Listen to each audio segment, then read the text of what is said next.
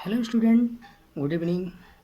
तो आइए आगे की ओर बढ़ते हुए अब हम लोग जो है गोली दर्पण द्वारा किरण आरेख खींचना सीखेंगे। ठीक है ना, जिसकी सहायता से हम लोग इमेज को बनाना सीखेंगे। लेकिन उससे पहले हम लोग किरण आरेख खींचना जान लेते हैं। तो अगर आप लोग हमारी वीडियो को देख रहे हैं तो कम से कम लाइक, शेयर और सब्सक्राइब करना न भूलिएगा। ठीक है ना, अगर आप लोग देखते हैं, वॉच करते हैं तो कम से कम लाइक और शेयर सब्सक्राइब जरूर कर दीजिए। ठीक है ना, तो चलिए बने रहें। आगे की ओर बढ़ते हुए हम बताते हैं। गोली आपका हेडिंग है। सभी लोग कॉपी और पेन लेकर के रेडी हो जाइए, नोट भी करते रहिए। ठीक है, जो बताएंगे उसको आप लोग नोट कर लीजिए। तो गोली दर्पण द्वारा गोली दर्पण द्वारा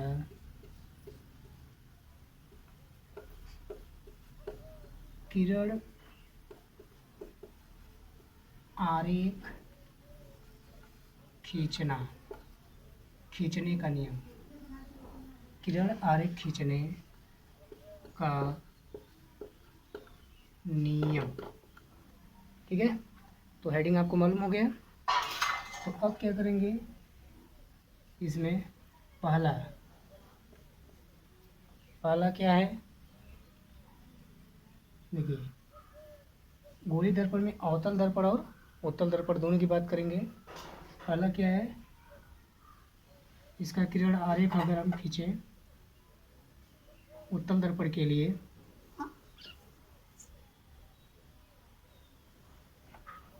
उत्तल दर्पण के लिए ये क्या होता है, बाहर की ओर कलई रहता है। ठीक, और ये क्या होता है, ये प्रिंसिपल एक्सिस होता है। ठीक है, और ये पॉइंट क्या होती है, इसे बता चुके हैं पहले। ठीक है ना, अगर नहीं देखे हैं तो जा करके उसको देख लीजिए। तो इसको ध्रुव बोलते हैं। ठीक है, अब क्या है, मुख्य अक्ष, ये क्या है, मुख्य अक्ष, प्रिंसिपल एक्सिस।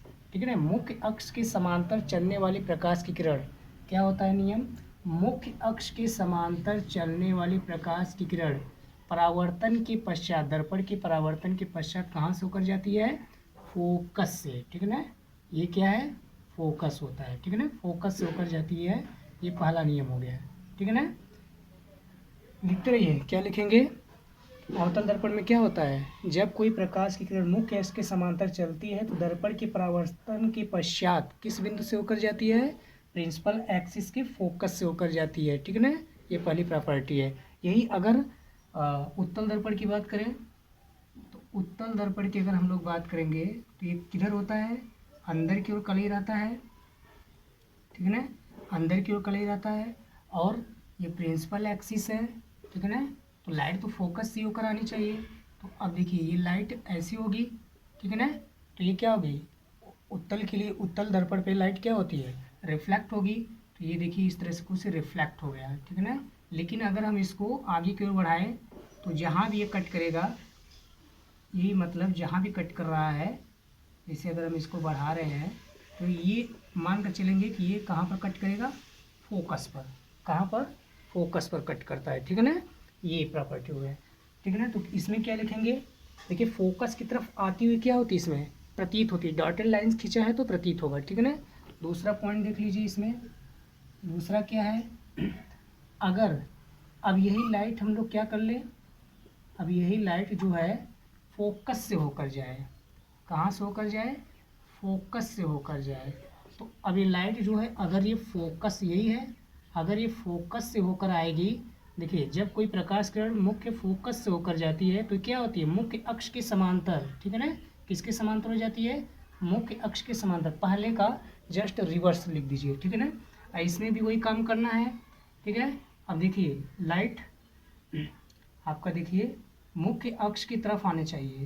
तो ये लाइट जो है किधर आनी चाहिए, मुख्य अक्ष की तरफ। तो मुख्य अक्ष तो यही होगा, यही होगा ना। तो ये क्या होगा, लाइट तो ये रिफ्लेक्ट होगी, तो रिफ्लेक्ट कैसे हो जाएगी, प्रिंसिपल एक्सिस के अलॉन्ग, यानी मुख्य अक्ष के समांतर हो जाता है। ठीक है ना, तीसरा पॉइंट अगर हम देखें, तीसरा पॉइंट देखिए, अगर कोई प्रकाश की किरण क्या होता है, किससे, वक्रता केंद्र से होकर आए, कहाँ से, वक्रता केंद्र से, तो वक्रता केंद्र ही होगा।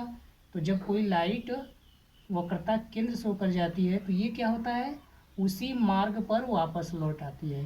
ये इसकी प्रॉपर्टी है, बहुत इंपॉर्टेंट है ये, ठीक है ना। अगर ये नहीं जानेंगे तो आप इमेज नहीं फॉर्म कर पाएंगे, ठीक है ना। तो इमेज बनाने के लिए सबसे पहले आपको प्रॉपर्टी जाननी पड़ेगी इसकी।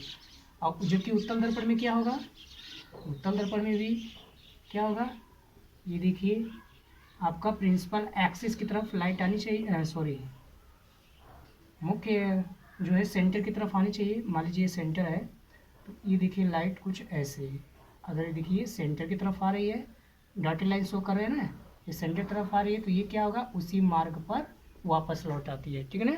ये प्रॉपर्टी आप लोग जानते रहिए, ठीक है ना। ये प्रॉपर्टी में अलग से बता दे रहे हैं, ठीक है ना, वो डेरिवेशन में काम आएगा, तो इसको नोट कर लीजिएगा। चौथा पॉइंट, चौथा पॉइंट क्या है, देखिए अवतल में, अवतल में ये जो क्या होता है, ध्रुव है ना, ध्रुव है ना, अगर जब कोई लाइट पोल पर पड़े, ध्रुव ध्रुव पर आपतित होता है, तो जिस एंगल से, मान लीजिए थीटा एंगल से लाइट आई है, तो थीटा एंगल से लाइट क्या हो जाएगा, रिफ्लेक्ट हो जाता है, ठीक है ना। तो वही बात उत्तल दर्पण के लिए भी होता है, ठीक है ना, सेम प्रोसेस। ये देखिए पोल है, तो यहाँ पर लाइट आएगा और फिर ये इसे रिफ्लेक्ट हो जाएगा, यानी थीटा एंगल ये है, थीटा एंगल ये भी होगा, ये पोल है, ठीक है ना, ये आपका पोल है। क्लियर हो गया सभी को, ठीक है ना।